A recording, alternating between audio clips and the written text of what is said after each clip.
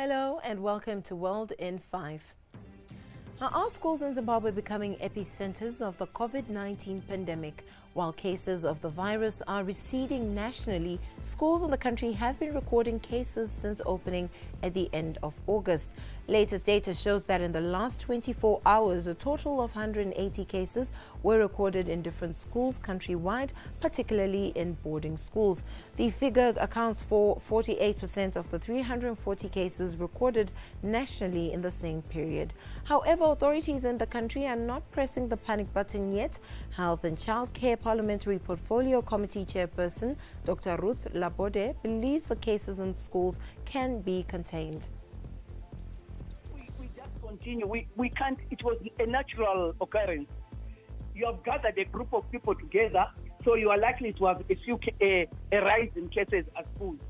All we can do is to continue with the regimes we've been using, distancing, sanitizing, and isolating those who are positive out of the school, getting them out of the school and quarantining them in their homes. We can't now close schools because it means we are retrogressing, because in the nation the cases are going down. So with time those cases will go down. The advantage with schools is the kids are young, so they are less likely to get serious infections. I'm actually happy. I'm happy with the vaccination because just yesterday we were on a webinar with the Dr. Mahomva, who said the country currently has 10 million doses of vaccination, which means it's not about the dose, it's about how fast we can move. Others argue the outbreak in schools could have been better contained if all pupils were tested before schools opened. Progressive Teachers Union of Zimbabwe President Dr. Takavafira Zhou spoke to ZTN.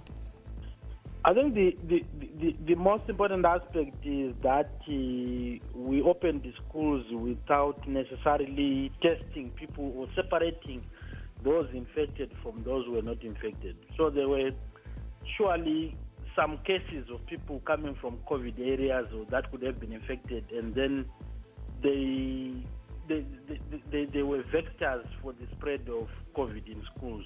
But there's also a third element in the schools, that in primary schools, in day secondary schools, there are no quarantine centers, and the people who are detected to be COVID positive are simply sent home, where they are in self-isolation at homes, and we risk the spread of COVID into communities.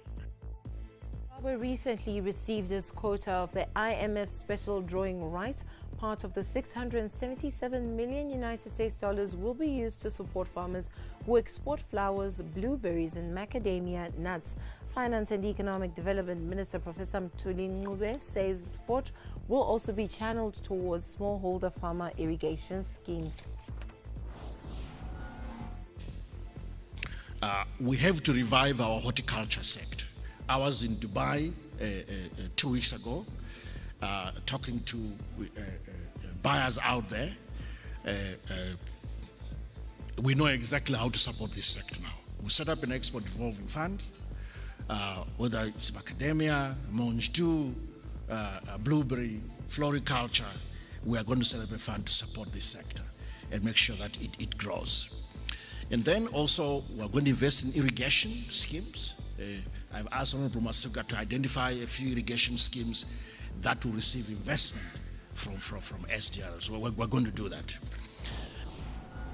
South African Airways has resumed flights after being grounded for over a year due to low business. The airline has had to let go of several aircraft, and it's unclear where the state-owned airline will find money to buy more planes. Starting today, flights are expected to operate between Johannesburg and Cape Town, and from the 27th of September, the airline will be flying to African capitals, that is Harare, Accra, Kinshasa, Lusaka, and Maputo. At least 46 people have died in Madagascar in a clash between cattle thieves and villagers. The attack took place in the southeast of the country. Around 120 armed men carried out the raid on 2 villages. And that's it on World in 5. Stay connected with us on Twitter at ZTN News, our Instagram at ZTN. Our website is ztn.co.zw. Diplomatic passport coming up shortly. Please do stay with us.